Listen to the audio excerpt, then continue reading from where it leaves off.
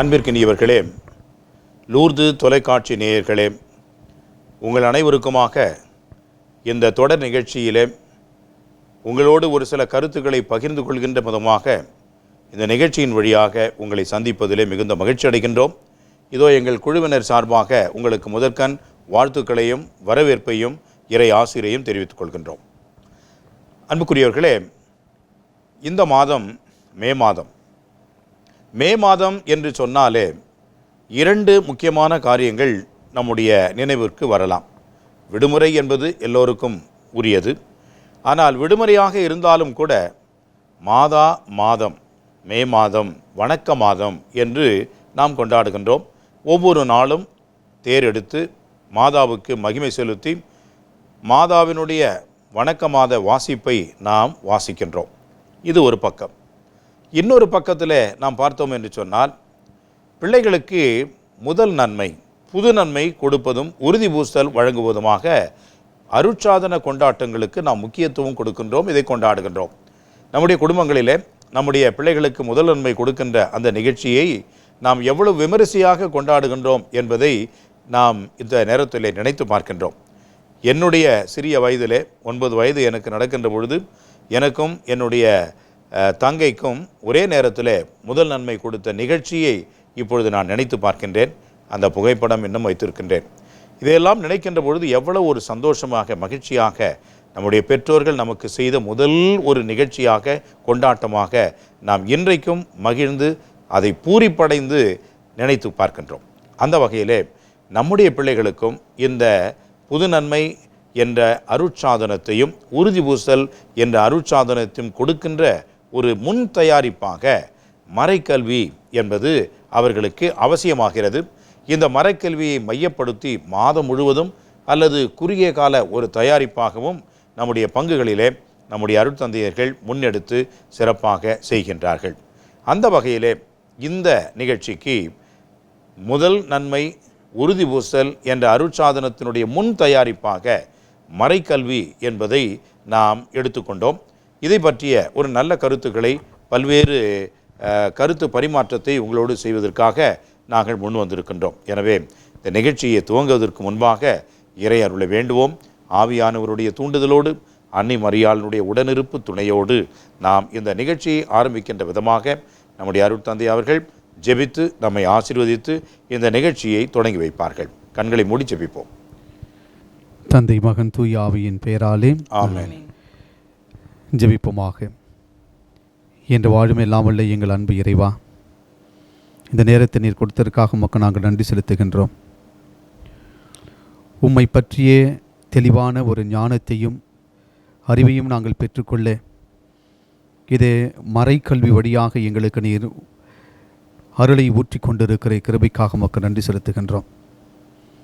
நாங்கள் பெற்ற உம்முடைய ஞானத்தின் வழியாக இந்த இடத்திலே நாங்கள் விவாதிக்க இருக்கின்ற, கலந்தாலோசிக்கின்ற அனைத்து கருத்துக்களையும் உம்முடைய ஞானத்தின் வல்லமையினால் நாங்கள் செயல்பட, தூயாவின் வல்லமையினால் நாங்கள் இயக்கப்பட எங்களுக்கு அருள் புரிய வேண்டுமாய் மன்றாடுகின்றோம்.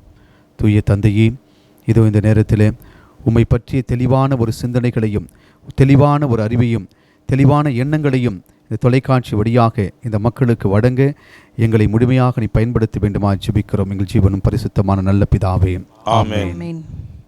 ஃபாதர், ஃபர்ஸ்ட் கொஷின், மறைக்கல்வி என்றால் என்ன? அதை பற்றி தெளிவாக சொன்னீங்கன்னா நம்ம புரிஞ்சுக்கிறதுக்கு வசதியாக இருக்கும் ஃபாதர். முதல் கேள்வியே அடிப்படையான கேள்வி. எனவே நல்ல கேள்வி, லேடிஸ் ஃபர்ஸ்ட். அதனால் முதல் கேள்வியை நாம் ஏற்றுக்கொள்கிறோம். அது எல்லாருடைய கேள்வியாக கூட இருக்கலாம். ஏன்னா மறைக்கல்வின்னு நம்ம திரும்ப சொல்லிக்கிட்டே இருக்கிறோம். மறைக்கல்வின்னா என்ன அப்படின்றது ஒரு தெளிவாக புரிந்து கொள்வது நல்லது என்று தான் நினைக்கின்றேன். நம்முடைய அருட்தந்தை அவர்கள் இப்பொழுது அதற்கு விளக்கம் சொன்னால் நன்றாக இருக்கும். மறைக்கல்வி அப்படின்னு சொல்லும்போது இந்த வார்த்தையிலேயே ஒரு உண்மை பொருள் அடங்கி இருக்கிறது. மறை ப்ளஸ் கல்வி. ஓகே. இந்த மறை என்பது நம்முடைய இந்த தாய் திருச்சபையினுடைய கோட்பாடுகளை உள்ளடக்கிய முழுமையான ஒரு தெளிவுகளை கொடுக்கக்கூடிய ஒரு எண்ணத்தை மக்கள் மத்தியிலே கொடுக்கக்கூடிய ஒரு வழிதான் இந்த மறை கல்வி. அதாவது மூவொரு இறைவனை பற்றி கேள்விகள் விடைகளுடைய அடிப்படையிலே மக்களுக்கு ஒரு சிந்தனையை, ஒரு தெளிவுகளை கொடுக்கக்கூடியது தான் இந்த மறை கல்வி. இது அடிப்படையாக மூவொரு இறைவனை பற்றி தெரிந்து கொள்ளக்கூடிய ஒரு வகையிலே நமக்கு இது கொடுக்கப்படுகிறது. அப்படின்னா ஃபாதர், நம்ம கடவுளை பற்றி தெளிவாக தெரிஞ்சுக்கிறதுக்கு உதவு தான் மறைக்கல்வி, சிம்பிளாக சொன்னான் இல்லைங்களா? கடவுள் சொல்லும்பொழுது திருச்சபை, கடவுள் சார்ந்த வகையிலே அவருடைய படிப்பினைகள், அவருடைய பிரதிநிதியாக இருக்கக்கூடிய இன்றைக்கு திருச்சபை, இன்றைக்கு நம்முடைய நடைமுறை வாழ்வியல், இது எல்லாம் இணைத்து இறைவார்த்தையின் அடிப்படையில் இந்த ஒரு கோட்பாடுகளின் விளக்கத்தையும் அதனுடைய சாராம்சத்தையும் நமக்கு கொடுப்பது தான் இந்த மறைக்கல்வி. நன்றி ஃபாதர். ஆனால் எதுக்கத்தாலும் மறைக்கல்வி. இப்போது எல்கேஜி படிக்கிற பிள்ளைக்கும் மறைக்கல்வி சொல்கிறீங்க. ஆமாம். அப்புறம் அவன் 12வது போனாலும் மறைக்கல்வி. ஆமாம். கல்யாணத்துக்கு வந்தாலும் மறைக்கல்வி. அதாவது மறைக்கல்வி ஏதாவது பிரிவுகள் இருக்குதா, இல்லை எத்தனை விதமான அதில் ஒரு ஸ்டேஜுக்கு அப்படி எதையாவது பிரித்து பசங்களுக்கு மறைக்கல்வி பற்றி வெளிப்படுத்துகிறோமா? கண்டிப்பாக இருக்குது. இப்போ உதாரணமாக நீங்கள் கேட்ட கேள்வி நல்ல கேள்வி. இதை நல்லா புரிஞ்சுக்கணும்னு சொன்னால், 5ஆம் கிளாஸ் படிக்கிறான் பாருங்கள், வரலாறு படிப்பான், சோஷியல் சயின்ஸ்னு இப்போ சொல்கிறோம், சமூக அறிவியல்னு சொல்கிறோம். இந்த 5ஆம் கிளாஸ் படிக்கிற பசங்க அக்பர் பாபர் பற்றி படிக்கிறானா? படிக்கிறான், கொஞ்சம் படிப்பான், அவ்வளோதான். ஒரு பாடம் முகலாய பேரரசு அப்படின்னு இதை கொஞ்சம் படிக்கிறான். பிஹெச்டி ஆராய்ச்சி பண்ணுறாரு பாருங்க, அவரும் அக்பர் பாபர் பற்றி படிப்பார், அவ்வளோதான். அப்போ இவங்க படிக்கிறதுக்கும் ஒரு 2 லைனில் படிக்கிறதுக்கும் அவங்க 2 வால்யூம் படிக்கிறதுக்கும் ஒன்றே தான் படிக்கிறாங்க, ஒரே கருத்து தான் படிக்கிறாங்க. ஆனால் எவ்வளவு டீட்டெயிலாக படிக்கிறாங்க, எவ்வளோ சுருக்கமாக படிக்கிறாங்க. அப்போ இந்த வித்தியாசம் இருக்குதா இல்லையா? இருக்குது, கண்டிப்பாக இருக்கிறது. அதை தான் இப்போ என்னன்னாக்கா மறைக்கல்வியில் நம்ம அடிப்படையாக புரிஞ்சுக்கணும். மேஜர் மைனர் அப்படின்னு 2ஆக பிரிக்கிறாங்க. மைனர் கேட்டகிசம், மேஜர் கேட்டகிசம் அப்படின்னு பிரிக்கிறாங்க. இது வயது மேஜர் மைனர் எதன் அடிப்படையில், அதாவது இப்போ வயசா இல்லை ஒரு குறிப்பிட்ட காலங்கள் ரெண்டும் உண்டு. இப்போ பாருங்கன்னா, இப்போ திரவ உணவு தான் பிள்ளைகளுக்கு, குழந்தைகளுக்கு கொடுக்க முடியும். திட உணவு என்பது ரொம்ப பெருசாக ஆன பிறகு தான் அந்த செரிக்கக்கூடிய உணவு. அந்த வயதுக்கு ஏற்ற வகையிலே நாம் கொடுக்கின்ற உணவு போன்று அந்தந்த வயதுக்கு ஏற்ற வளர்ச்சிக்கு ஏற்ற வகையிலே அவர்களுக்கு நாம் கொடுக்கின்ற ஒரு மறை அறிவு என்பது தான் மறைக்கல்வி. அப்போ மைனர், மேஜர் அப்படின்னு. இப்போ இந்த மைனர் அப்படின்றது சாதாரணமாக பிள்ளைகளுக்கு, குழந்தைகளுக்கு, சிறுவர்களுக்கு புரிகின்ற விதமாக, சுருக்கமாக, அவர்களுடைய புத்திக்கு எட்டுகின்ற வகத்தில் நாம் சொல்வது என்பது தான் மைனர் கேட்டகிசம். மேஜர் கேட்டகிசம் அப்படின்னு சொன்னாக்கா, திருச்சபை பாருங்கள், அகில உலகத்திற்கும் ஒரு மறைக்கல்வி புத்தகத்தை அது கொடுத்திருக்கிறது. அந்த கொள்கை திரட்டு மறைக்கல்வி புத்தகத்திலே பார்த்தீர்களே சொன்னால் அதை catechism of the Catholic Church, CCC என்று சொல்வார்கள். இது உலகமெல்லாம் இருக்கக்கூடியது. இப்போ மறைக்கல்வி படிச்சுக்கிட்டு இருக்காங்க, புதுநம்ம வாங்க போகிறாங்க. அந்த பிள்ளைக்கு போய் நீங்கள் இதை சொன்னீங்கன்னாக்கா அவங்களுக்கு அந்த அளவுக்கு அது புத்திக்கு எட்டாது, புரியாது. எனவே அது மேஜர் கேட்டகிசம். அப்போ வயதும் அதில் வருது, அதில் வர அந்த மேட்டரும் வருது. அப்போ age கரஸ்பாண்டிங்லி the matter, matter கரஸ்பாண்டிங்லி age. அப்போ ரெண்டையும் பிரித்து பார்க்க முடியாது.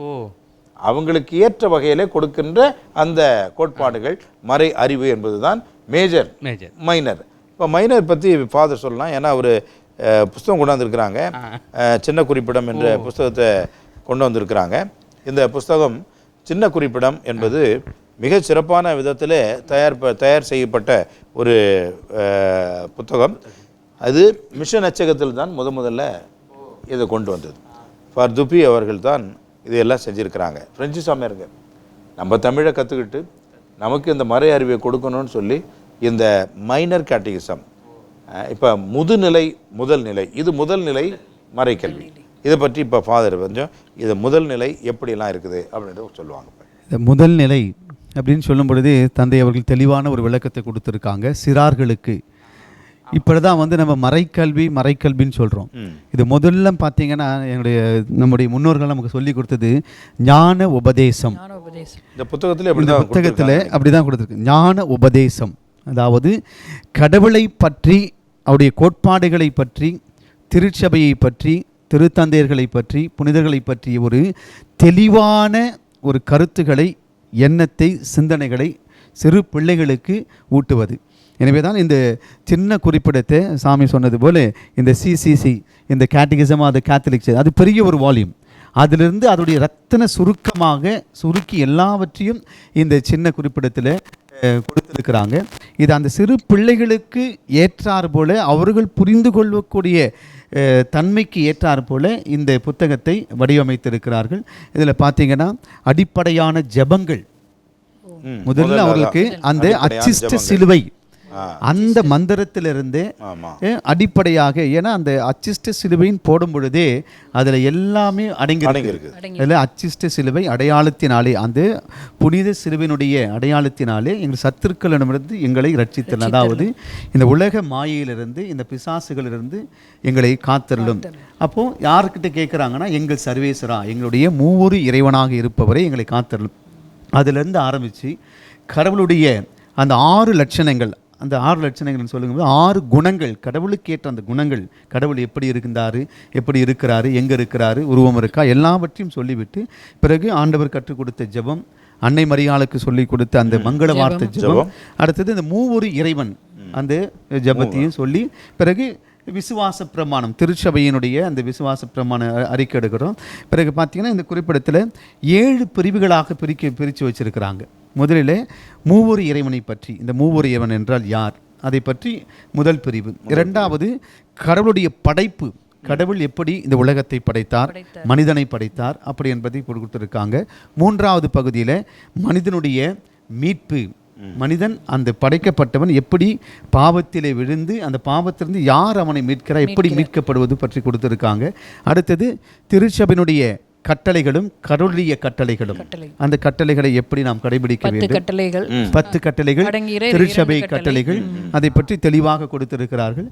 6வது நம்ம பார்க்கும் பொழுது தூய ஆவியானுடைய கொடைகளும் வரங்களும் அந்த கொடுத்திருக்கிறது. 7வது திருவருட்சாதனங்கள், 7 அருட்சாதனங்களை பற்றி தெளிவான ஒரு சிந்தனைகளை கொடுத்திருக்கிறார்கள். இதுதான் அடிப்படையாக அந்த சிறு பிள்ளைகளுக்கு அவர்கள் கொடுக்கின்ற பொழுது, நம்ம இந்த 8 வயசு 9 வயசில் அவங்களுக்கு அந்த புதுநன்மை கொடுக்கும் பொழுதோ, இந்த உறுதி பூசில் கொடுக்கும் பொழுதோ, ஒரு ஆழமாக இந்த பசு மரத்தில் ஆணி போல அந்த சின்ன வயசில் அதை அடிச்சுட்டோன்னு வச்சுங்களேன், கொடுத்துட்டா அது என்றைக்குமே இருக்கும். அதை தான் தந்தை அவர்கள் இந்த விளக்க உரையில் தெளிவாக சொன்னாங்க. இது ரத்தன சுருக்கமாக கொடுக்க. எனவே இது முதல் நிலை, அந்த சிறு பிள்ளைகளுக்கு இருக்கக்கூடிய ஒரு மறைக்கல்வி. முதுநிலையை பற்றி தந்தை அவர்கள் இன்னும் மிக தெளிவாக, முதுநிலை என்பது இதனுடைய தொடர்ச்சி தான். முதல் நிலையில் இருக்கக்கூடிய அந்த அடிப்படை தான் முதுநிலை என்ற வகையிலேயும் அதை நாம் சற்று விரிவாக எடுத்துக்கொள்கிறோம்.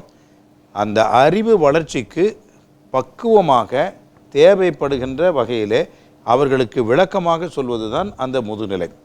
அதனால் இப்போ catechism of the Catholic church, திருச்சபையினுடைய மறைக்கல்வி அப்படின்னு சொல்லும் பொழுது அதில் பார்த்திங்கன்னா இதே 3 ஆட்கள் ஒரே கடவுள், அதோடு முடிஞ்சிடுது, ஃபார்முலா முடிஞ்சிடுது.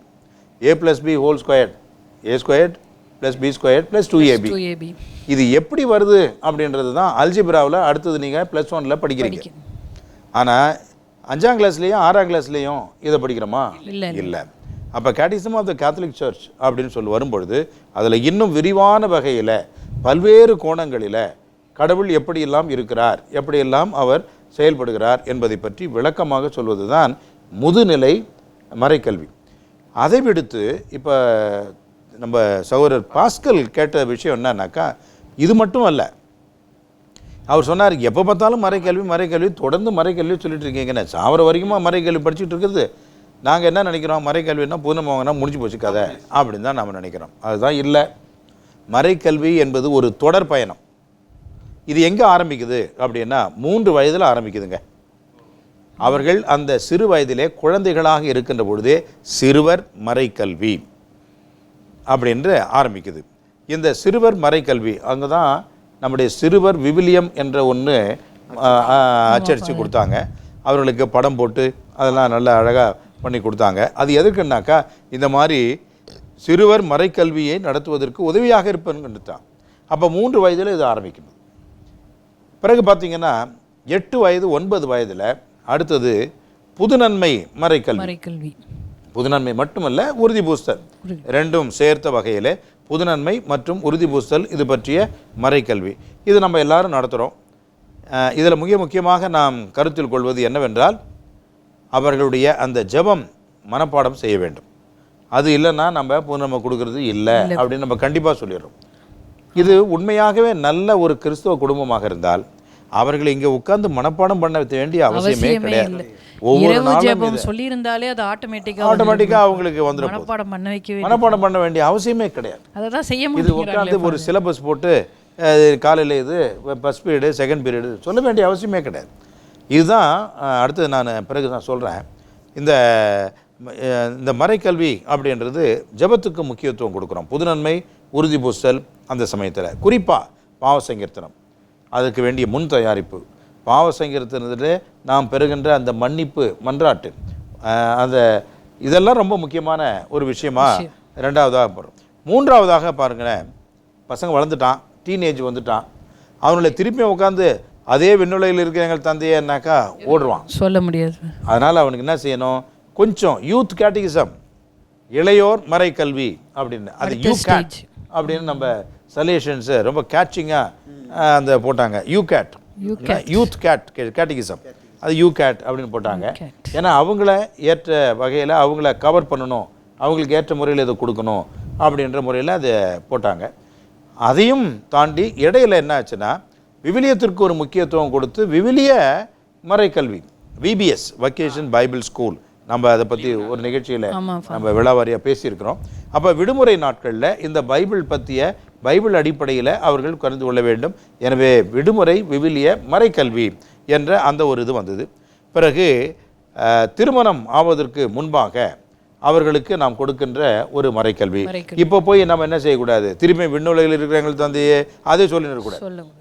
அப்போ திருமணம்னா என்ன, திருமணத்தினுடைய நோக்கம் என்ன, திருமணத்தினுடைய அடிப்படையான பண்புகள் என்ன, திருமணத்தில் குழந்தை பிறப்பு, பிள்ளைகளை எப்படி பெற்று வளர்ப்பது, திருமண தடைகள், திருமண பல விதமான பிரச்சனைகள், குடும்பத்தை நிர்வாகம் பண்ணுறது, குடும்பத்தில் ஜபம், குடும்பத்தில் விவிலியம், இதை பற்றியெல்லாம் சொல்கின்றோம். இதெல்லாம் மறைக்கல்வி தான்.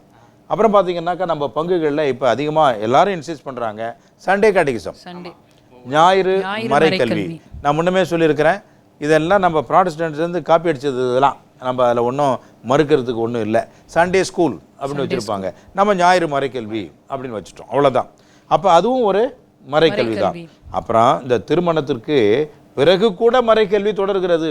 உங்களுக்கு சிரிப்பாக இருக்கலாம், ஏன்னா அதன் பிறகு இன்னும் மறைக்கல்வி அப்படின்னு தொடர் மறைக்கல்வின்னு சொல்லும் பொழுது இப்போ 4 ஆண்டுகள் 5 ஆண்டுகள் அவர்கள் திருமணமானவர்கள் என்று சொன்னால் அவர்களை எல்லாம் அழைத்து அவர்களுக்கு ஒரு கவுன்சிலிங் டைப்பில் ஒரு மறைக்கல்வி கொடுக்குறது. அது பாப்பானவர் ரொம்ப அதை என்கரேஜ் பண்ணுறாரு இப்போ இருக்கிறவர். ஏன்னா நிறைய பிளவுகள், பிரிவுகள், கஷ்டங்கள், அதையெல்லாம் நம்முடைய குடும்பங்களிலே நம்ம அனுபவிக்கின்ற வேதனைகளாக இருக்கிறது. அதற்கெல்லாம் ஒரு வழி வேணும் அப்படின்னா தொடர் மறைக்கல்வி இருக்கிறோம். எல்லாவற்றையும் தாண்டி மறைக்கல்வி என்பதை இதில் மட்டும், இந்த லிஸ்ட்டில் மட்டும் அடைக்கிடாதீங்க. மறைக்கல்வி என்பது நீங்கள் அன்றாடம் திருப்பலிக்கு போகின்ற பொழுது அந்த குருவானவர் ஒவ்வொரு திருப்பலியிலும் அந்த 3 நிமிடங்கள் 4 நிமிடங்கள் ஆற்றுகின்ற மறை உரை கூட மறைக்கல்வி தான். அதுவும் மறைக்கல்வி தான். மறையுரையும் மறைக்கல்வி தான். அப்புறம் அதே போல் பாப்பானவர் அது ஒரு நல்ல பழக்கத்தை ஏற்படுத்தினார். புனித 2ஆம் ஜான் பால் புதன்கிழமை தோறும் அவர் என்ன செய்வார்னாக்கா, அந்த பெரிய சதுக்கத்துக்கு நடுவில் இருக்கக்கூடிய அந்த மேடையில் அமர்ந்துருவார். ஒரு கருத்தை எடுத்துக்கொண்டு அதை ஒரு தொடர் ஒரு மறை உரையாக அவர் ஆற்றுவார். அந்த மறை உரையை அவர் என்ன சொல்கிறாருன்னா கேட்டகிசம் அப்படின்னு சொல்கிறார், மறைக்கல்வி அப்படின்னு சொல்கிறார்.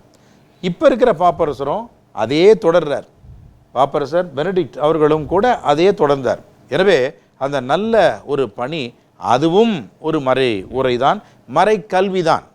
அப்போ பாப்பரசர் சொல்கின்ற அந்த புதன்கிழமை வெனஸ்டே கேட்டகிசம் அப்படின்னு சொல்லுவாங்க அவங்க. வெனஸ்டே கேட்டகிசம் ஒரு கருத்தை எடுத்துக்கொண்டு அவர் அதை பற்றிய விளக்கத்தையும் அதை பற்றிய ஒரு விரிவான புரிதலையும் நமக்கு கொடுப்பார். அதுவும் கேட்டகிசம். இப்போ புரிஞ்சுதுங்களா? கேட்டகிசம் அதுக்கு எண்டே கிடையாது, அது பாட்டு போயிட்டே இருக்கும், தொடர் பயணமாக அது இருந்து கொண்டே இருக்கும். எனவே அந்தந்த வயதுக்கு ஏற்ற வகையிலே அந்தந்த வகுப்பினருக்கு நாம் கொடுக்கின்ற மறை அறிவு, அதுதான் மறைக்கல்வி என்பதை நாம் புரிந்து கொள்ள வேண்டும். ஓகே ஃபாதர், இப்போ தெளிவாக புரியுது. முதல் நிலை, முதுநிலைன்னு சொல்லி நம்ம பார்த்தோம் ஃபாதர். ஆமாம். எனக்கு என்ன டவுட்னா ஃபாதர், மறைக்கல்வியினோட முக்கியத்துவத்தை பெற்றோர்கள் முதல்ல உணர்றாங்களா? அப்போ அந்த அவசியம் முக்கியத்துவத்தை நம்ம சொல்லணும் ஃபாதர். ஏன்னா நாங்கள் இப்போ சண்டே கேட்டகிசம் டீச்சராக இருக்கும்போது எங்கள் பங்குலலாம் மற்ற கிளாஸுக்கெலாம் கொடுக்குற இம்பார்ட்டன்ஸை இந்த ஞாயிறு மறைக்கல்விக்கு பேரண்ட்ஸே கொடுக்கறதில்ல. இதை பற்றி இங்கே பேசணும்னா இது நல்ல ஸ்டேஜாக இருக்கும்னு நினைக்கிறேன் ஃபாதர். ஏன்னா அவங்களுக்கு புரிஞ்சாதான் அவங்க குழந்தைங்களை கொண்டாந்து விடுவாங்க. நிச்சயமாக சாமியார் வந்து இப்போ பாஸ்டரல் சென்டர் மெய்ப்பு பணி நடுவம் அப்படின்ற அந்த ஒரு பொறுப்பை எடுத்துருக்குறாங்க. இதில் மிக முக்கியமான ஒன்று என்னன்னாக்கா கேட்டகிசம்.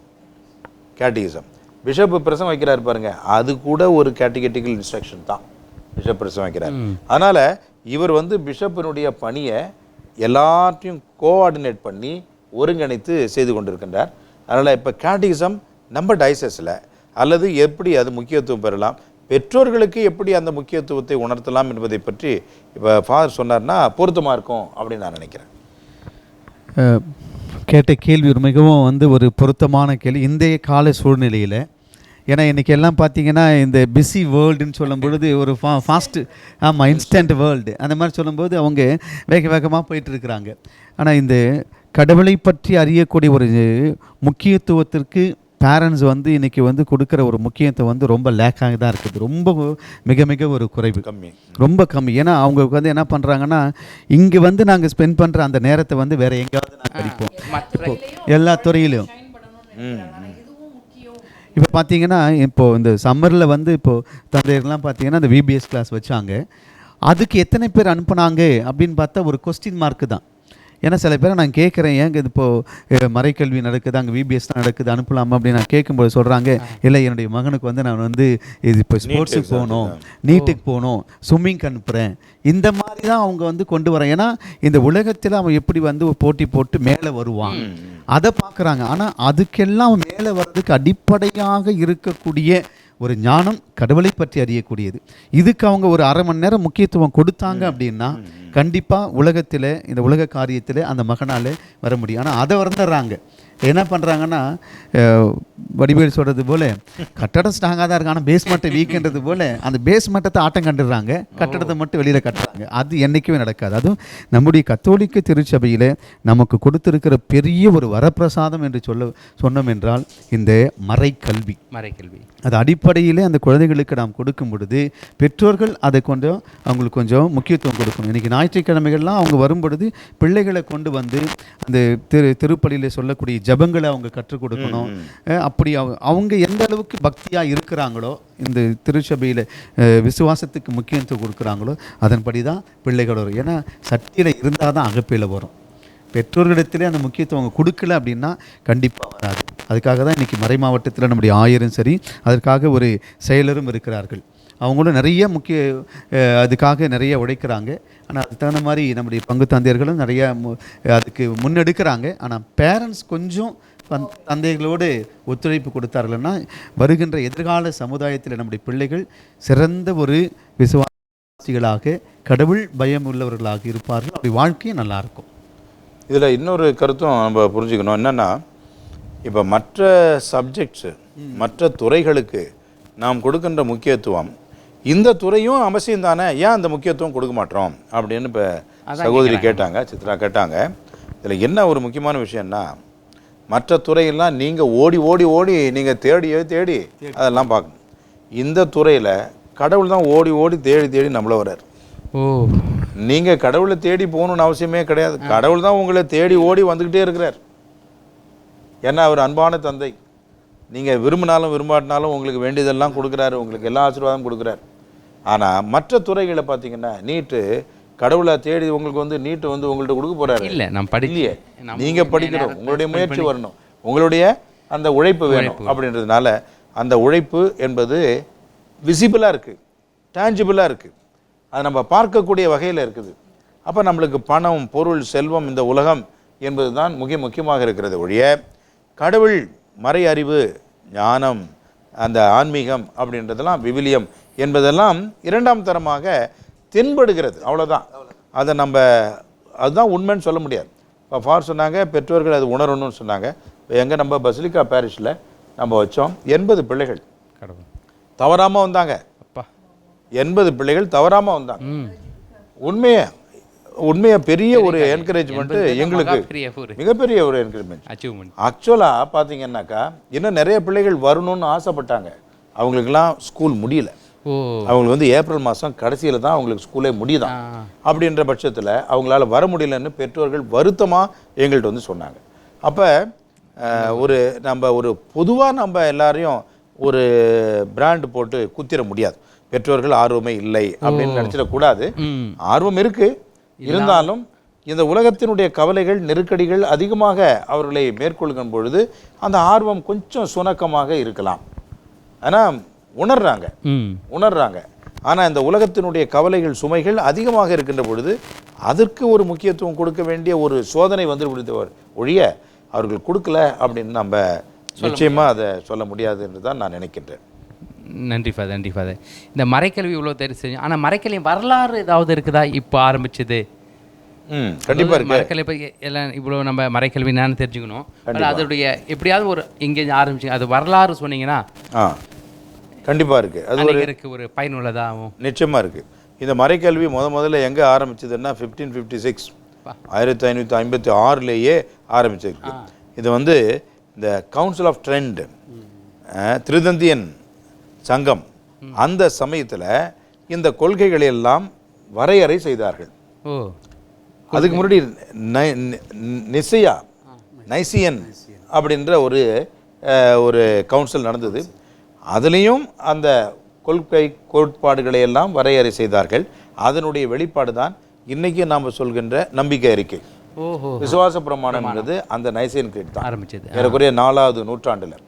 அதற்கு அடுத்தது ட்ரெண்ட் கவுன்சில் திருதந்தியன் அந்த சங்கம் தான் முதலாக அந்த கேட்டகிசம் என்பதையே கொண்டு வந்தது, மறைக்கல்வி என்பதை கொண்டு வந்தது. ஏனென்றால் அந்த கொள்கையை சொல்லிவிட்டோம், அந்த கொள்கைக்குரிய விளக்க கோட்பாடுகளை நாம் தொடர்ந்து கொடுக்க வேண்டும் என்பதனால திருதந்தியன் அந்த சங்கம் தான் முதல்ல இந்த மறைக்கல்வி என்ற ஒரு மறைக்கல்வி என்ற பேர் வரல, இப்போ கேட்டகிசம் வரல, ஆனால் வந்து விசுவாச விளக்க அப்படின்ற அந்த ஒரு வகையில் கொடுத்தாங்க.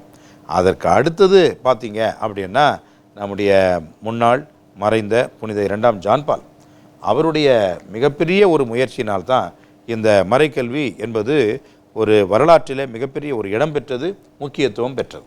அது எப்படின்னாக்கா 2ஆம் வத்திக்கான் திருச்சங்கம் நடந்தது. அந்த திருச்சங்கத்தில் நிறைய கருத்துக்களை அவர்கள் ஆலோசித்தார்கள், பலவிதமான கொள்கை கோட்பாடுகளை எல்லாம் கொடுத்தார்கள்.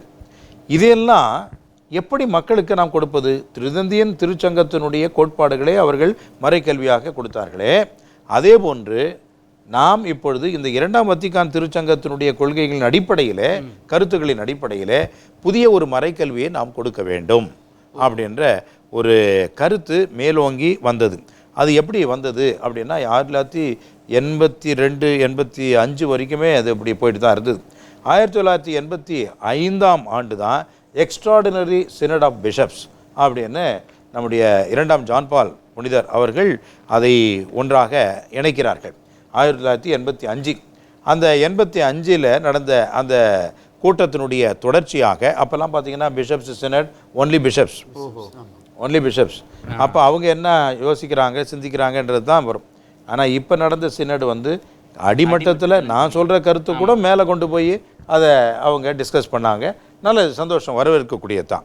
இப்போ 1985 நடந்த அந்த எக்ஸ்ட்ராடினரி சினட் ஆஃப் பிஷப்ஸ் அவங்க என்ன பேசினாங்க என்பதை ஒரு கொள்கையாக ஒரு திரட்டை கொண்டு வந்து 1986ஆம் ஆண்டு அகில உலக ஆயர்கள் அனைவருக்கும் அதை அனுப்பினார்கள். அனுப்பி 1990ஆம் ஆண்டு இதுக்கு ஒரு கமிஷன், இதுக்கு ஒரு குழுவை அமைத்தார்கள். 1991ஆம் ஆண்டு இந்த குழு எல்லாவற்றையும் சேர்த்து ஒருங்கிணைத்து ஒரு கொள்கை திரட்டை ஏற்படுத்தி புனித 2ஆம் ஜான் பால் அவரிடம் அவருடைய அனுமதிக்காகவும் அவருடைய மேற்பார்வைக்கும் கொண்டு வந்தார்கள். 1992 ஜூன் மாதம் 25ஆம் தேதி தான் நம்முடைய மறைந்த முன்னாள் புனித 2ஆம் ஜான் பால் திருத்தந்தை அவர்கள் இதற்கு ஒரு அதிகாரபூர்வமான அங்கீகாரத்தை அவர் கொடுத்தார். பிறகு 8ஆம் தேதி டிசம்பர் மாதம் 8ஆம் தேதி அதே ஆண்டு அவர் இதை பிரகடனப்படுத்தி அகில உலகிற்கும் universal catechism of the Catholic Church அப்படி என்று அறிவித்தார்.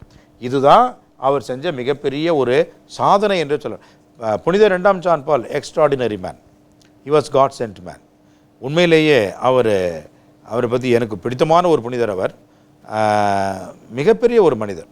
அவர் செய்யாத ஒரு சாதனையே இல்லை. சாதனை என்பது மனிதனுக்குரிய ஒரு ஒரு அங்கீகாரமாக நான் சொல்ல வரல. கடவுள் அவரை அந்த அளவுக்கு பயன்படுத்தி சிறப்பான விதத்தில் திருச்சபையை வழிநடத்தி இருக்கின்றார் என்ற ஒரு வியந்த ஒரு அந்த ஒரு உணர்ச்சியை தான் நான் வெளிப்படுத்துகிறேன். அந்த வகையில் பார்த்தீங்க அப்படின்னாக்கா, the father of the Catholic catechism of the church அப்படின்னா யாருன்னு சொல்லுவீங்க அப்படின்னா, பாப்பாணர் கூட சொல்ல மாட்டாங்க. யார் சொல்லுவாங்கன்னாக்கா, அப்பொழுது கர்தினாலாக இருந்த கார்டினல் ஜோசப் ராட்சிஞ்சர், அவரை தான் சொல்லுவாங்க. பிறகு பெனடிக்ட் தி 16th 16ஆம் பெனடிக்ட் என்ற ஒரு பெயரிலே திருச்சபையை வழிநடத்தியவர். அவர்தான் father of the Catholic catechism அப்படின்னு சொல்லுவாங்க. ஏன் அப்படின்னாக்கா, இந்த ஒரு குழு அமைச்சார்னு சொன்னேன் இல்லைங்களா, இந்த குழுவுக்கு தலைவராக 4 ஆயர்களை அமைத்தார். பிறகு கர்தினால்கள் இருந்தார்கள். எல்லாம் இருந்தாலும் கார்டினல் ராட்சிஞ்சர் அந்த சமயத்தில் அவர் தான் முதன்மை தலைவராக இருந்தார். அவருக்கு உதவியாக ஒரு ஃபாதர், ஆர்டர் ஆஃப் ப்ரீச்சர் டொமினிக்கன்ஸ் என்று சொல்வார்கள், அவர்களே கிறிஸ்டாப் ஷோன்பெர்க் அப்படின்றவர் தான் அதுக்கு பொறுப்பாக இருந்தார். அந்த ஃபாதர் தான் எல்லா விதமான கோட்பாடுகளையும் சேர்த்து செயலராக இருந்து செய்தார். அப்போ பாருங்கள், கார்டினல் ராட்சிஞ்சர் ஆஃப்டர்வர்ட்ஸ் பெனடிக்ட் தி 16th அவர் தான் இதுக்கு பிரெயின் பிஹைண்ட் இந்த கேட்டிகிசம் கொண்டு வர்றதுக்காக. அதனால தான் இன்றைக்கு திருச்சபையில் த ஃபாதர் ஆஃப் கேட்டிகிசம், நம்முடைய கத்தோலிக்க திருமறையின் மறைக்கல்வியின் தந்தை என்று யாருன்னு சொல்லணும்னாக்கா, நம்முடைய பழைய பாப்பானவர் பெனடிக்ட் தி 16th அவரை தான் நாம் சொல்லலாம். இப்படியாக பல விஷயங்கள் அவர் பெரிய விஷயங்களை அந்த மறைக்கல்வியில் கொண்டு வந்தார். முதல் விஷயம் என்னன்னாக்கா, யூனிட்டி ஆஃப் ஃபெய்த். நீங்கள் எங்கே இருந்தாலும் சரிதான், எப்படி கிறிஸ்து இயேசு ஒருவராக உலகம் முழுசும் இருக்கிறாரோ, அவரை பற்றிய மறைக்கல்வியும் உலகம் முழுவதும் ஒரே மாதிரியாக இருக்கணும். இது எப்படின்னாக்கா, யூனிட்டி இன் டைவர்சிட்டி, பன்மையில் ஒருமை. இதை தான் நம்ம ஆளுங்க புரிஞ்சிக்காத இன்றைக்கி பித்தலாட்டம் பண்ணுறானுங்க, பைத்தியக்காரத்தனமாக நம்மளை மென்டலாகிறானுங்க. என்னுடைய கலாச்சாரம், என்னுடைய உணவு, என்னுடைய உடை அப்படின்றது அங்கே டெல்லியில் இருக்கிறான அந்த ஹிந்தி பேசுகிறான அவனுடைய உடையாக இருக்க வேண்டிய தேவையில்லை. அவன் 10 நாளாக துணி துவைக்காக இருக்கிறான். ஆனால் இங்கே டெய்லி ஒவ்வொரு நாளும் நம்முடைய பெண்கள் எல்லாம் ஒவ்வொரு நாளும் துணியை துவைக்கிறான். நான் போய் பார்க்கல, சொல்கிறேன். ஆனால் அங்கே டெல்லியில் போட்ட சுடிதாரை அவுர்த்ததே கிடையாது, அதே கலர் தானே போட்டுக்கிறாங்க. அதை நான் பார்த்தேன். ஆக இப்படியாக ஒவ்வொருவருடைய கலாச்சாரம் வித்தியாசப்படுது, வேறுபடுது. அப்படின்னும் பொழுது நாம் என்ன செய்யக்கூடாது, ஒரு கலாச்சாரத்தை நாம் திணிச்சு இதுதான் எல்லாத்துக்கும் அப்படின்னு சொன்னோம்னா முட்டாள்தனம். அதுக்காக தான் இந்த யூனிட்டி இன் டைவர்சிட்டி, அதாவது ஒரே இயேசு கிறிஸ்து, அவரை பற்றி அந்த மறைக்கல்வி என்பது உலகமெல்லாம் ஒரே மாதிரியாக இருக்க வேண்டும். அவர்களுடைய கலாச்சாரம், மொழி, அவர்கள் சார்ந்த அந்த இடத்திற்கு ஏற்ற வகையில் அது மாற்றி அமைத்து கொள்ளலாம். ஆனால் ஒரே கிறிஸ்து, ஒரே மறைக்கல்வி என்பதை மிக தெளிவாக கொண்டு வந்தவர் தான் நம்முடைய பெனடிக்ட் அவர்கள். பிறகு இந்த மறைக்கல்வியை 4 தூண்களின் அடிப்படையில் அவர் அமைத்திருக்கிறார் அப்படின்னு சொல்லுவாங்க. முதல்ல விசுவாசம். அடுத்தது வரக்கூடிய அந்த நிகழ்ச்சியில் நம்ம அதை பற்றி விளக்கமாக பேசலாம். இப்போ தற்சமயத்துக்கு இந்த மறைக்கல்வி என்பது ஒரு சாதாரண ஒரு திடீர்னு தோன்றிய ஒன்று அல்ல. இது 1556 தொடங்கிய அந்த மறைக்கல்வி தொடர்ந்து வந்து கொண்டே இருந்தது. இறுதியாக 1992ஆம் ஆண்டு டிசம்பர் 8ஆம் தேதி புனித 2ஆம் ஜான் பால் பாப்பரசருடைய அங்கீகாரம் பெற்ற ஒரு மறைக்கல்வியாக அமைப்பு முறையில் எல்லாருக்கும் பொதுவான ஒன்றாக இது கொண்டு வரப்பட்டது என்பது தான் நம்ம அடிப்படையில் தெரிஞ்சுக்கணும். இதுதான் ஒரு சுருக்கமான வரலாறாக மறைக்கல்வி பற்றி நாம் சொல்லலாம். நன்றி ஃபாதர். நிஜமாக இப்போ ஏன்னா ஒரு 500 ஆண்டு காலமாக இதோடைய வரலாறு கண்டிப்பாக நன்றி ஃபாதர். மறைக்கல்வியில் ஆரம்பித்து அந்த வரலாறு வரைக்கும் வந்தோம். மறைக்கல்வி எதன் அடிப்படையில் பாடம் வைக்கிறோம், அதன் மறைக்கல்வி சொல்லித்தரும். அதற்கு ஒருவேளை விவிலிய அடிப்படையில் இருக்குதா, இல்லை வேறு ஏதாவது புத்தகம், வேறு ஏதாவது கோட்பாடு அடிப்படையில் சொல்லித்தருமா, அது சொன்னீங்கன்னா அது கொஞ்சம். மறைக்கல்விக்கு முதலாக அடிப்படையாக இருப்பதே திருவிவிலியம்தான். விவிலியம்தான் அது சோர்ஸ் ஆஃப் கேட்டிகிசம். அதிலிருந்து தான் மற்றது எடுக்கிறோம். நம்ம இந்த சின்ன குறிப்பிடம் என்பது அதனுடைய ஒரு பகுதின்னு கூட சொல்லலாம். அதிலிருந்து எடுத்த ஒரு சாராம்சம். ஏன்னா அந்த திருவிவிலியத்தில் முதல்ல மூவொரு இறைவனை பற்றி நமக்கு கொடுக்குறாங்க. அந்த மூவொரு இறைவன் எப்படி இருக்கிறாரு, இது ஒரே இறைவன் 3 ஆட்களாக இருக்கிறான்னு சொல்கிறாங்க. அது எப்படி, அது எங்கே அது ஆதாரம் இருக்குது அப்படின்னு பார்த்தா நம்ம விவிலியத்தில் இருக்குது. ஆண்டவர் இயேசு அந்த யோர்தான் ஆற்றில் திருமுழுக்கு பெறுகிற பொழுது அந்த தந்தை கடவுள் சொல்கிறார், இதோ என் அன்பார்ந்த மகன், இவரே என் அன்பார்ந்த மகன் சொல்கிறார். அப்போது அந்த பரிசுத்த ஆவி புறா வடிவில் கிறிஸ்து இயேசு மீது இறங்கி வருது. இதுதான் அந்த 3 ஆட்களாக அந்த மூவொரு இறைவன் இருக்கிறார். ஒரே இறைவன் 3 ஆட்களாக இருக்கிறார் என்பதற்கு நமக்கு ஆதாரமே விவிலியம்தான். இதனுடைய அடிப்படையில் பார்க்கும்போது திருச்சபையை பற்றி நமக்கு சொல்லப்படுகிறது. ஆண்டவர் இயேசு ஏற்படுத்திய இந்த கத்தோலிக்க திருச்சபை எதன் அடிப்படையில், அதுதான் புனித ராயப்பர் முதல் திருச்சபையினுடைய தலைவராக பாப்பரசராக அவர் இருந்தார். அவருடைய பின்பற்றியவர்கள் தான் ஆயர்கள், மற்ற அப்போஸ்தலர்களை நமக்கு கொடுக்குறாங்க. இப்போ இந்த சின்ன குறிப்பிடம் அப்படின்னு சொல்லும்பொழுது டெபாசிட் ஆஃப் ஃபெய்த், இதுதான் விசுவாசத்தினுடைய ஒரு பெட்டகமாக இருக்கிறது. இதில் அப்படியே கொஞ்சம் அப்படி இருக்குது எல்லாமே. கடவுளை பற்றி, திருச்சபையை பற்றி, கடவுள் உருவாக்கின மனிதனுடைய வாழ்க்கையை பற்றி, பாவ புண்ணியங்களை பற்றி, 10 கட்டளைகளை பற்றி, திருச்சபையுடைய கோட்பாடுகள் கட்டளைகளை பற்றி இதில் இருக்குது. ஆனால் அதை எடுத்து அதனுடைய சாரத்தை மக்களுக்கு கொடுப்பது தான் இந்த மறைக்கல்வியுடைய முக்கியமாக இருக்குது. அதனுடைய அடிப்படையாக இருப்பது விவிலியம்தான். வேறு எந்த ஒரு நமக்கு அடிப்படை இல்லை. ஃபாதர், அப்படின்னா நம்ம மறைக்கல்விக்கு முறையான ஒரு சிலபஸ் ஃபார்மேட் மாதிரி ஏதாவது ஃபாலோ பண்ணுறோமா? இப்போ நீங்கள் விவிலியன்னு சொல்லிட்டீங்க, ஆனால் அந்த பிள்ளைங்களுக்கு அந்த ஏஜில் 8 வயசில் வர பிள்ளைங்களுக்கு இந்த போர்ஷன்ஸை முடிக்கணும், அடுத்து வர பசங்களுக்கு இதை முடிக்கணும், அந்த மாதிரி ஏதாவது முறையான ஃபார்மேட் மாதிரி சிலபஸ் இருக்கா ஃபாதர்? கண்டிப்பாக இருக்குது. இப்போ இந்த மறைக்கல்வின்னு சொன்னாலே பார்த்தீங்கன்னா அதை ஒரு சிஸ்டத்துக்குள்ளே கொண்டு வந்துடுறோம். விவிலியம் என்பது இறை வெளிப்பாடு, அதை நம்ம ஒரு சிஸ்டத்தில் கொண்டு வர முடியாது.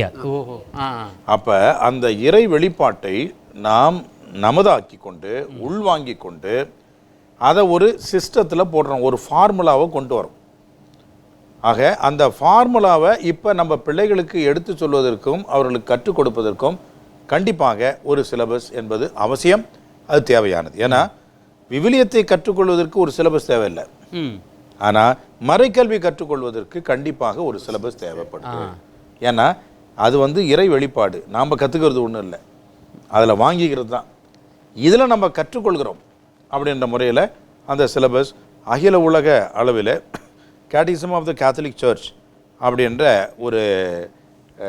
ஒரு கொள்கை கோட்பாட்டு புத்தகத்தை நம்முடைய திருத்தந்தை அவர்கள் கொடுத்தாங்க அப்படின்னு நான் சொல்லியிருக்கிறேன்.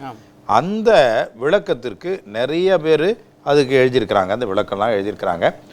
அதை தொடர்ந்து நம்முடைய இந்திய ஆயர் பேரவை அதே catechism of the Catholic Church அப்படின்றத உலகளாவிய அந்த மறைக்கல்வியை இந்திய அளவிலே எப்படி செய்யலாம் என்று அவர்கள் முயற்சி எடுத்து இந்திய அளவிலேயும் இந்த மறைக்கல்வி பேராயம் அப்படின்னு ஒன்று இருக்குது, அவங்க அந்த முயற்சியை செய்கிறாங்க. அதை விடுத்து நாம் இன்றைக்கு பார்க்கக்கூடிய அளவில் நமக்கு தேவையான நெருக்கமான ஒரு தூரமாக இல்லாமல் நெருக்கமாக இருக்கக்கூடிய ஒரு இடம் திண்டிவனம். திண்டிவனம் என்பது TNBCLC. TNனா தமிழ்நாடு, பின்னா பைபிள், சின்னா கேட்டகிசம், எல்னா லிட்டர்ஜி, அப்புறம் கடைசியாக ஒரு SC வருது, அது சென்டர். அப்போ TNBCLCனா தமிழ்நாடு பைபிள் லிட்டர்ஜிக்கல் கேட்டகட்டிக்கல் சென்டர். அந்த இடத்துல மறைக்கல்விக்கென்று ஒரு துறையே இருக்குது. இந்த துறையின் அடிப்படையில் தான் நம்முடைய முன்னாள் அருட்பணியாளர்கள், மறை பணியாளர்கள், அருட்தந்தை ஆந்திரே கரோஃப், அருட்தந்தை எட்மண்ட் பெக்கர், இவங்கெல்லாம் அந்த காலத்தில் அவங்க அந்த இடத்தை ஆரம்பித்து இந்த நிறுவனத்தை தொடங்கினாங்க. எதுக்கு தொடங்கினாங்கன்னா, அங்கே இருக்கிற அந்த செய்தியை நாம் எப்படி உள்வாங்கி நம்ம இந்த ரீஜனல் லெவலில் செய்ய முடியுன்றதுக்காக தான் அதை ஏற்படுத்தினாங்க. அதற்காக ட்ரைனிங் பயிற்சி கொடுப்பதற்காக 2 இல்லற வாசிகளை அப்பொழுதே, நான் சொல்கிறது 1970s 60s, அந்த சமயத்திலேயே அவர்களை ஜெர்மனிக்கு அனுப்பி வச்சு அவங்கள படிக்க வச்சாங்க. திருவாளர் கஸ்பார் முடியப்பன், இவர் 2 பேருமே அங்கே ஜெர்மனியில் படித்தவங்க, ட்ரைனிங் படித்தவங்க. அது முடிச்சுட்டு வந்தாங்க. வந்து தான் அந்த சென்டரில் அவங்க பர்மனெண்ட்டாக இன்னும் தொடர்ந்து வேலை செஞ்சுக்கிட்டே இருக்கிறாங்க. ஆஃப்டர் ரிட்டையர்மெண்ட் அவங்க தொடர்ந்து வேலை செஞ்சுக்கிட்டு தான் இருக்கிறாங்க. அவங்களுடைய பங்களிப்பை கொடுத்துக்கிட்டு தான் இருக்கிறாங்க. ஆக இவ்வளவு பயிற்சி, இவ்வளோ ஒரு இதெல்லாம் இருக்கிறதுனால கண்டிப்பாக ஒரு பாடத்திட்டம் அவசியம். இப்போ உதாரணமாக பாருங்கள், சண்டே கேட்டகிசத்துக்கு ஒரு பாடத்திட்டம் இருக்குது. புதுநன்மை மறைக்கல்வி என்பதற்கு ஒரு பாடத்திட்டம் இல்லை என்றாலும் சின்ன குறிப்பிடம் உங்களுக்கு உதவியாக இருக்குது. அப்புறம் இந்த திருமண மறைக்கல்வி அந்த பாடத்திட்டத்திற்கு ஃபஸ்ட் கிளாஸ் புக்கே இருக்குது, ஒரு சிலபஸே இருக்குது. அப்போ நம்ம சிஸ்டமேட்டிக்காக அதை நடத்துறதுக்கு நம்முடைய தமிழ்நாடு அந்த ஒரு நிறுவனத்திலிருந்தே, திண்டிவனத்திலிருந்தே நமக்கு தேவையான அளவுக்கு நல்ல லிட்ரேச்சர், நமக்கு தேவையான அந்த பாடத்திட்டங்கள் எல்லாமே கொடுக்குறாங்க. நேஷ்னல் லெவல்லையும் இருக்குது, ரீஜனல் லெவல்லையும் நம்மளுக்கு இருக்குது. அப்போ சிஸ்டமேட்டிக்காக ஒரு சிலபஸ் இருக்குது, சிஸ்டமேட்டிக்காக ஒரு பாடத்திட்டம் இருக்குது. இதை அமைத்து கொடுப்பதற்கும் ஒரு அமைப்பும் இருக்குது. ஓகே ஃபாதர், இப்போ பாடத்திட்டமும் இருக்குது, நடைமுறை எப்படி படுத்தணும்னு இருக்குது. நான் என்னோடய கொஷின் ஃபாதர், அதை எடுக்கிற அந்த கேட்டகிசம் டீச்சர்ஸ்க்கு ஏதாவது ட்ரைனிங் இருக்கா? ஏன்னா அவங்களுக்கு அதை பற்றின ஞானம் கண்டிப்பாக இருக்கணும் இல்லைங்களா? இருந்தால் தான் அவங்களால சொல்லிக் கொடுக்க முடியும். அதை பற்றி தெளிவான ஞானம் அவங்களுக்கு இருக்கணும். அதுக்கு நம்மளுடைய பிஷப் இதில் நம்மளோட திருவையில் ஏதாவது ட்ரைனிங் கொடுக்குறாங்களா? கண்டிப்பாக நீங்கள் கேட்ட கேள்வி ஒரு முக்கியமான ஒரு கேள்வி தான். இந்த ஒரு பயிற்சி கண்டிப்பாக கொடுக்கப்பட வேண்டியது தான். எனவே தான் நம்முடைய மறை மாவட்டத்தினுடைய பேராயர் அவர்கள் மெய்ப்பு பணியினுடைய முதல்வராக இருந்து தலைமகனாக இருந்து அவர் நடத்துகிறாங்க. அவருடைய பணிகளை பகிர்ந்து கொடுக்கின்ற வகையாக தான் இந்த மெய்ப்பு பணி நிலையம் இருக்கிறது. அதனுடைய ஒருங்கிணைப்பாளர் நான் இருக்கிறேன். இப்போ அதே போல் ஒவ்வொரு துறைகளும் இருக்குது. மெய்ப்பு பணி சார்ந்த துறைகள் விவிலியம், குடும்பம், நற்செய்தி, இது போன்ற துறைகள் எல்லாம் இருக்குது. அதே போல தான் இந்த மறைக்கல்வி என்ற ஒரு துறையும் மறை மாவட்டத்தில் இருக்குது. அதற்காக ஒரு செயலர் தந்தையும் பேராயர் அவர்கள் நியமனம் செய்து அதுக்கு வழிகாட்டுதலாக இருந்து வழிநடத்திட்டு இருக்காங்க. இப்போ பார்த்துக்கிறீங்களா ஃபாதர் நம்மளோட மறை மாவட்டம்? அது நான் ஒருங்கிணைக்கிறேன். எல்லா இந்த கமிஷன்ஸ் எல்லா அந்த இதையும் நம்ம ஒருங்கிணைத்து கோஆர்டினேட் பண்ணிட்டு இருக்கிறேன். இப்போ பார்த்தீங்கன்னா நம்முடைய மறை மாவட்டத்தில் நம்முடைய கத்தோலிக்க நிறுவனங்கள் பள்ளிகளில் பள்ளி அளவில் அவங்களுக்கு மறைக்கல்வி வகுப்புகள் கொடுக்கப்படுகிறது. அதை எடுக்கிற ஆசிரியர்கள் கண்டிப்பாக அது பயிற்சி பெற்றவர்களாக இருக்கிறாங்க. எனவே அவங்களுக்கு அது நம்ம பள்ளியில் எடுக்கக்கூடியவர்களுக்கு அது ஒரு பயிற்சி தேவையில்லை. அவங்க வந்திருக்கேன். ஏன்னா அவங்கெல்லாம் பார்த்தீங்கன்னா இந்த நம்முடைய அந்த மெய்ப்பு பணி நிலையம், அந்த திண்டிவனம் அந்த முப்பணி நிலையத்தில் அவர்கள்லாம் ஒரு காலத்தில் பயிற்சி பெற்றவர்கள். அவங்களுக்கு டீச்சர்ஸ் ப்ளஸ் கேட்டகிசம் அப்படி தான் கொடுத்தாங்க. அதனால் அவங்க அது கொடுத்துட்ருக்குறாங்க. இப்போது இந்த சண்டே கேட்டகிசம், ஞாயிறு மறைக்கல்வி எடுக்கின்ற இந்த ஒரு ஆசிரியர்கள் கண்டிப்பாக அந்த ஒரு நீங்கள் சொல்கிறது போல் ஒரு பயிற்சிகள் தேவைதான்.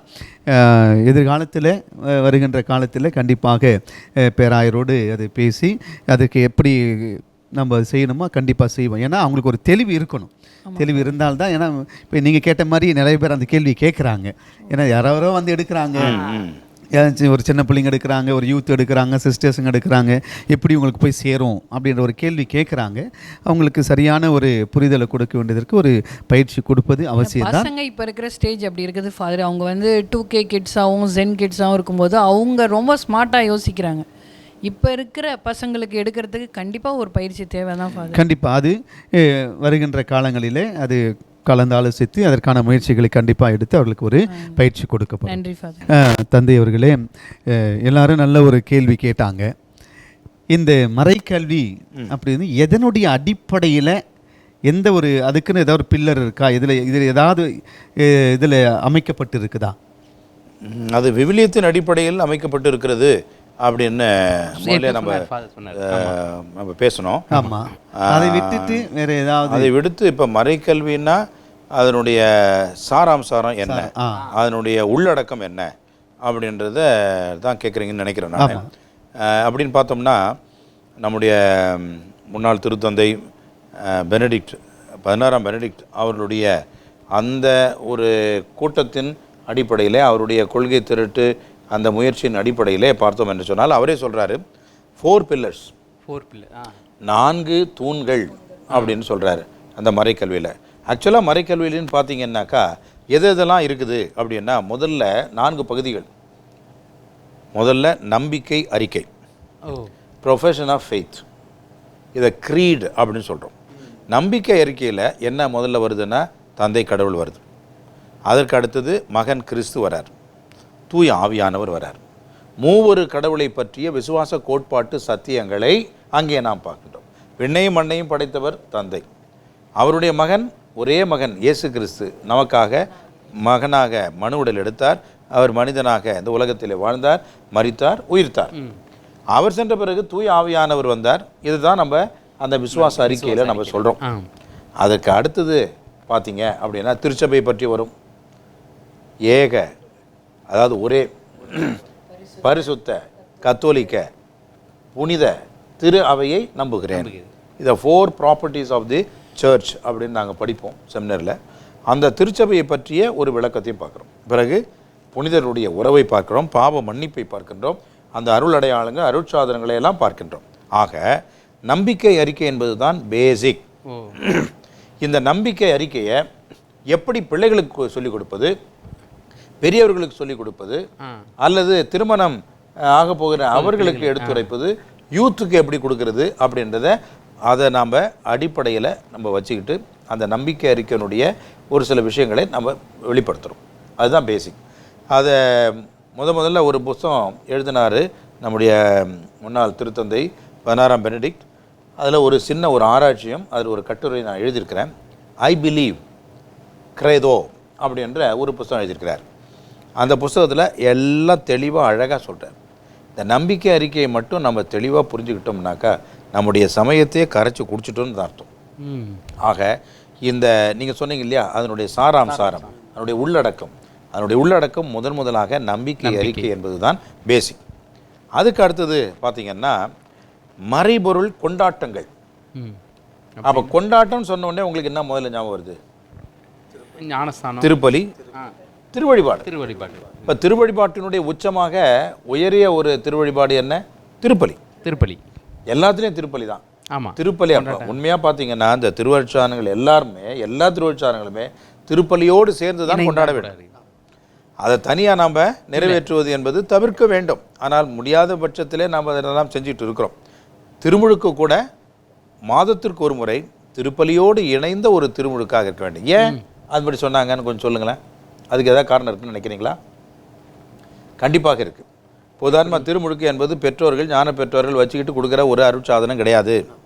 திருமுழுக்கு என்பது ஒரு திருச்சபையினுடைய கொண்டாட்டம்.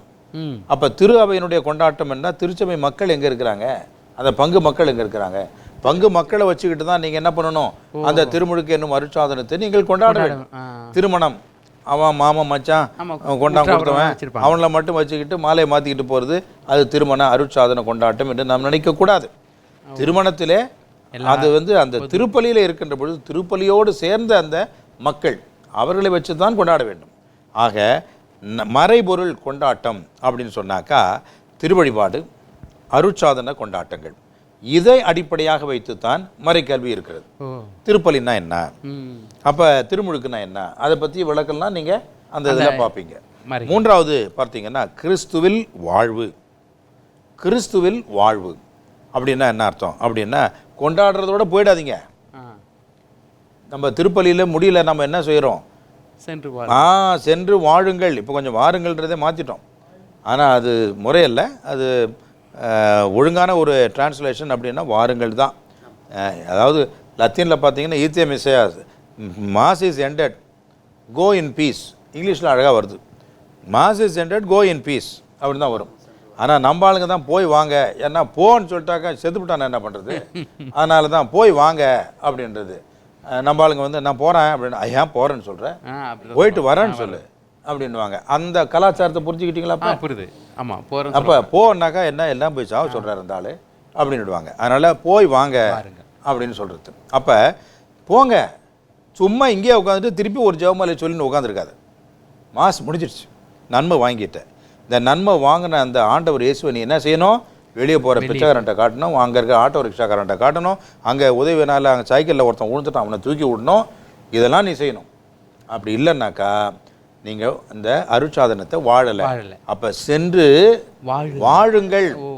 திருப்பலி முடிஞ்சிடுச்சு, இங்கேயே உட்காந்துட்டு இன்னும் அப்படியே வானத்தையே பார்த்துட்டு இருக்காத.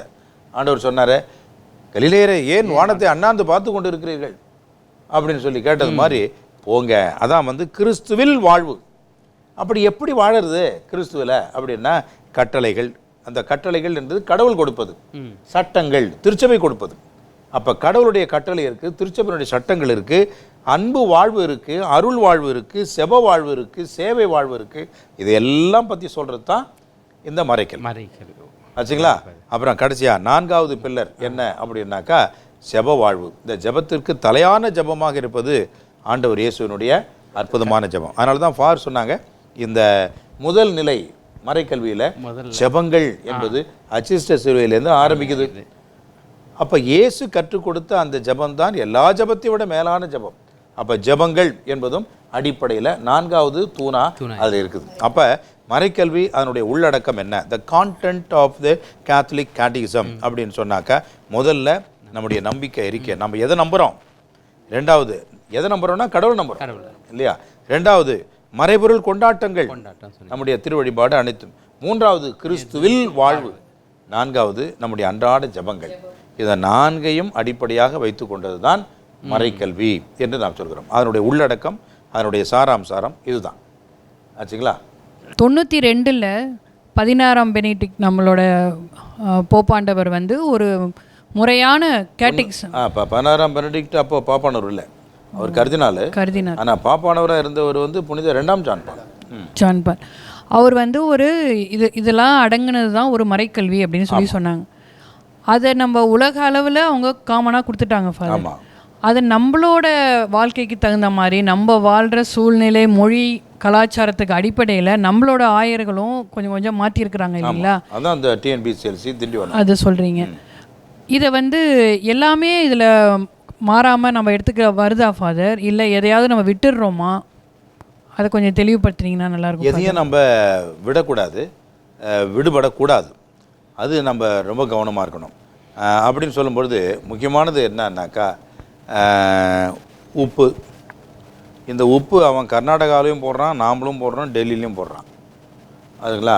உப்பு என்பது அவசியம். நீ கல் உப்பு போடு, நீ சால்ட் உப்பு போடு, இப்சம் உப்பு போடு, எந்த உப்பையாவது போடு, அதை பற்றி பிரச்சனை கிடையாது. ஆனால் உப்பு என்பது நம்மளுக்கு அவசியமானது. அப்போ நம்முடைய கலாச்சாரத்துக்கு ஏற்றபடி நாம் ஒரு சில விஷயங்களை மாற்றிக்கலாம். தமிழில் வைங்க, ஹிந்தியில் வைங்க, மராட்டியில் வைங்க, புரியாத மொழியில் கூட வைங்க. ஆனால் எதை வைக்கணுமோ அதை வைக்கணும். அப்போ கடவுள் என்பவர் மாறானவர், இயேசு என்பவர் மாறாதவர், தூயாவியானவர் என்பது மாறக்கூடியது. ஆனால் அதை எப்படி அவங்களுக்கு ஏற்ற முறையில், உதாரணமாக பாருங்களேன், இப்போ ஒரே கடவுள் 3 ஆட்கள் அப்படின்னு சொல்கிறோம் இல்லைங்களா? உதாரணமாக அதுக்கு ஒரு பூ எடுத்துக்கிறோம். குறிப்பாக நம்ம இந்த நித்திய கல்யாணி அப்படின்னு ஒரு பூ எடுக்கணும். அதில் 3 இதழ் இருக்குது. 3 இதழ். அப்போ 3 இதழ்ன்றது 3 ஆட்கள். ஆனால் ஒரே கடவுள்ன்றது ஒரே பூ. 3 இதழ்களாக இருந்தாலும் ஒரே பூ. இந்த நித்திய கல்யாணி எங்கே அங்கே ரோமபுரியில் வத்திகானில் இருக்குதா? இல்லை. அவங்க வேற ஒரு உதாரணத்தை அவங்க வச்சுக்குவாங்க. ஆனால் இதே கருத்தையும் இதே கோட்பாட்டையும் அவர்கள் அங்கே மக்களுக்கு புகட்டுவார்கள். அதுதான் மறைக்கல்வி. அப்போ வெவ்வேறு வழிகளில் கலாச்சாரத்துக்கு ஏற்றபடி அவர்களுடைய புரிந்து கொள்கின்ற தன்மைக்கு ஏற்றபடி மாற்றிக்கொள்ளலாம் ஒழிஞ்சு, ஆனால் உண்மையை மாற்ற முடியாது. அதை content is the same, substance is the same. அதை மாற்றக்கூடிய அதிகாரம் நம்மளுக்கு கிடையாது. ஆனால் அது எங்கெங்கெல்லாம் எப்படி எக்ஸிஸ்ட் பண்ணோம் அப்படின்றத நீங்கள் அதை மாற்றிக்கலாம். அது நீங்கள் உங்களுடைய கலாச்சாரத்துக்கு ஏற்ற வகையில் நீங்கள் அது வடிவமைப்பு மக்களுக்கு தகுந்த மாதிரி எளிமை கண்டிப்பாக. இதுதான் பாருங்கள், நான் முதல்ல சொன்னேன், இந்த டிஎன்பிசிஎல்சி திண்டிவனத்தில் இருக்குது. திண்டிவனம் வந்து என்ன செய்வாங்க, நம்முடைய ரீஜன் முழுசும் தமிழ்நாடு அளவில் தமிழ் கூறும் நல்லுலகம் எல்லாவற்றுக்கும், மலேசியா, சிங்கப்பூர் எல்லாத்துக்கும் அவங்க தான் செய்கிறாங்க. அவங்க வந்து இந்த தமிழ் பேசுகின்ற மக்களுக்காக செய்கின்ற அந்த பணி இங்கே பசிலிக்கா பாரிஷுக்கு வருது. என்னுடைய மக்களை பற்றி எனக்கு தானே தெரியும். இதை வந்து செஞ்சால் நம்முடைய மக்கள் அது ஏற்றதாக இருக்குமா, அல்லது எளிமையாக இருக்குமா, அது புரிகிற மாதிரி இருக்குமா அப்படின்றது நான் கொஞ்சம் புத்தியை யூஸ் பண்ணணும். கண்டிப்பாக பாப்பானவர் சொன்னதை உடனே நானே இங்கே மாற்றிட முடியாது, செஞ்சிட முடியாது. அப்போ நான் என்னுடைய மக்களுக்கு ஏற்ற வகையில் நான் சொல்கிறேன். பாருங்கள், எங்கே சொல்கிறேன்? மறை உரையில் சொல்கிறேன். அந்த மறை உரை இப்போ என்ன ஆகிடுது? மறைக்கல்வி ஆகிடுது. அவ்வளோதான். புரியுதுங்களா? இப்போ உதாரணமாக ஏதாவது ஒரு கருத்து சொல்லுங்களேன். இப்போ பாப்பானவர் சொன்ன ஒரு கருத்து, இப்போ ஜூப்ளி 2025 ஜூப்ளி வருகிறது, அதை அவர் ஆரம்பிச்சிட்டார். அந்த அவர் ஆரம்பித்ததில் பார்த்தீங்கன்னாக்கா வத்திக்கான் திருச்சங்க ஏடுகளை நாம் படிக்க வேண்டும். ஏனென்றால் 60 ஆண்டுகள் கடந்து விட்டது, நாம் படிக்க வேண்டும். அதுவும் குறிப்பாக இந்த திருவடிபாடு பற்றிய இதுவும் திருச்சபை பற்றிய ஒரு இதுவும் இன்றைய உலகில் திரு அவை என்பது பற்றி 3 ஏடுகள் கண்டிப்பாக படிக்கணும். அப்போ ஸ்டடி முதல்ல, உண்மையாக நாலேஜ். அவர் சொன்னது வத்திக்கான் திருச்சங்கத்தை படித்து யாரும் ஸ்பிரிச்சுவாலிட்டி எல்லாம் யாரும் பண்ண முடியாது. அது பெரிய டென்ஸ்டு கொள்கை திரட்டு அது. அதனால் நீங்கள் படிங்க. 2வது ஜெபிங்கன்றார். 2வது ஜெபிங்க. 3வது தான் என்ன பண்ணணும், நீங்கள் கொண்டாடுங்க அப்படின்றார். அவர் படிங்க, ஜெபிங்க, கொண்டாடுங்க அவர் சொல்லிட்டாரு. நான் எப்படி செய்ய போகிறேன்னு எனக்கு இல்லை தெரியும். என் பங்குக்கு ஆமாம் 2 பக்கமும் லோகோ வச்சுட்டோம், அதோட முடிஞ்சு போச்சு. அப்புறம் எங்கே படிக்கிறோம், எங்கே ஜெபிக்கிறோம், எங்கே நம்ம கொண்டாடுறோம் அப்படின்றது தான் முக்கியமானது. புரியுதுங்களா? அப்போ ஒவ்வொரு மாதமும் நாம் என்ன செய்கிறோம், இந்த வத்திக்கான் திருச்சங்க ஏடுகளின் அடிப்படையில் அந்த ஜப வழிபாடு 10 to 12 இருக்கக்கூடிய இந்த ஜப வழிபாடை நம்ம வச்சுக்கிறோம். அப்புறம் ஒவ்வொரு மாதமும் ஒரு பாட்டு நம்ம வெளியிடுறோம். அந்த பாட்டு திருஇறுதி ஆண்டவர் பாட்டாக இருந்தாலும் அது இந்த ஜூபிலியினுடைய விழாவினுடைய ஒரு நோக்கமாக இருக்க வேண்டும். பிறகு இந்த ஜூபிலி ஆண்டிலே 25ஆம் ஆண்டிலே புனித பயணம், புனித நாட்டுக்கு செல்ல வேண்டும் என்ற ஒரு திட்டத்தை வச்சிருக்கிறோம். அந்த சண்டை போட்டுதாங்கிறாங்க, ஒன்றும் நம்மளை வரவேற்கிற மாதிரி தெரியல. இப்படி அந்தந்த இடத்துக்கு ஏற்றவரில் நம்ம மாற்றி அமைத்து கொண்டால்தான் அந்த ஜூபிலியை நம்ம கொண்டாட முடியும். எனவே அவர் ஜூபிலின்னு சொல்லிட்டாரு, நம்ம அந்த ஜூபிலி எப்படி கொண்டாட போகிறோம், எனக்கு எப்படி அமைய போகுது அப்படி தான். ஆனால் நம்முடைய தமிழ் கூறும் நல்லுலகு தமிழ்நாடு முழுவதற்கும் மாபெரும் ஜூபிலி அந்த மாதிரியே இப்போ யூபிலி ஆண்டிற்கான மன்றாட்டு அப்படின்னு வச்சு ஒரு மன்றாட்டு ஒரு ஜபத்தை நம்ம சொல்லிட்டு இருக்கிறோம் இல்லையா? அதுதான் அவங்க செய்ய முடியும் இல்லையா? அதனால் எல்லா தலங்களிலும் எல்லா நிலைகளிலும் இது இடம்பெற்றுக்கிறது. திருச்சபை நல்லா அழகாக செய்கிறாங்க, அதெல்லாம் ஒன்றும் தப்பு இல்லை. இங்கே நான் பங்கு சாமியாராக இருக்கிறேன் பாருங்கள், எனக்கு தான் பிரச்சனையே. இங்கே நான் எப்படி செய்யறதுதான் எனக்கு தெரியல. நடைமுறைப்படுத்த முடியல. அவங்க டிஎன்பிசிஎல்சி திண்டிவனத்தில் அவங்க எழுதி முடிச்சிடுறாங்க. இங்கே வந்தாக்கா ஏன்னா ஒரு நாளைக்கு ஒரு விழாவும், ஒரு நாளைக்கு ஒரு கொண்டாட்டம், ஒரு நாளைக்கு ஒரு இதை வச்சுக்கிட்டே இருந்தாக்கா என்ன தான் பண்ணுறது நான் அப்படின்ற முறையில் எனக்கு அது பிரச்சனையாக இருக்குது. எனவே ப்ரையாரிட்டி எதுக்கு முக்கியத்துவம் கொடுக்கணும், அதுக்கு நம்ம முக்கியத்துவம் கொடுத்தோம்னாக்கா சிறப்பாக அமையும் அப்படின்னு தான் நான் நினைக்கிறேன். நன்றி ஃபாதர். நன்றி. அன்புக்குரியவர்களே, ஏறக்குறைய ஒரு முடிவுக்கு வந்துவிட்டோம். நிச்சயமாக இந்த ஒரு நிகழ்ச்சி, இந்த வாரத்தினுடைய நிகழ்ச்சி உங்களுக்கு மிகவும் பயனுள்ளதாக, நல்ல கருத்துக்களை நீங்கள் தெரிந்து கொண்ட ஒரு நிறைவுள்ளதாக இருக்கும் என்பதில் எந்த ஒரு சந்தேகமும் இருக்காது என்று தான் நான் நினைக்கின்றேன். குறிப்பாக மறைக்கல்வியை பற்றிய நிறைய கருத்துக்களை உங்களோடு பகிர்ந்து கொண்டோம். இன்னும் உங்களுக்கு சந்தேகங்கள் இருந்தால், கருத்துக்களை நீங்கள் பகிர்ந்து கொள்ள வேண்டும் என்று நினைத்தால், ஒரு சில கருத்துக்களை நாங்கள் சொல்வது தவறாக இருந்து அதை நீங்கள் திருத்த வேண்டும் என்று நினைத்தாலும் கூட இந்த தொலைக்காட்சி அதில் வரக்கூடிய அந்த எண், அந்த தொலைபேசி எண்ணை நீங்கள் தொடர்பு கொள்ளுங்கள். தொடர்பு கொண்டு உங்களுடைய கருத்துக்களை பகிர்ந்து கொள்ளுங்கள். நிச்சயமாக அடுத்த வாரம் இது பற்றிய முதல் எடுப்பிலேயே கலந்துரையாடலில் இதை பற்றி உங்களுக்கு விளக்கம் சொல்லுவோம். அதை நாம் எடுத்துக்கொள்வோம் என்பதை உங்களுக்கு தெரிவித்து கொண்டு, இதுகாரம் எங்களோடு இணைந்து இந்த நிகழ்ச்சியிலே பங்கெடுத்து நீங்களும் இந்த நிகழ்ச்சியிலே பங்கு ஏற்றது மட்டுமல்ல, பயன்பெற்றதற்காகவும் உங்களுக்கு நன்றி கூறுகின்றோம். இறைவனுடைய ஆசீர் உங்களுக்கு என்றும் இருப்பதாக. மரியே வாழ்க. நன்றி.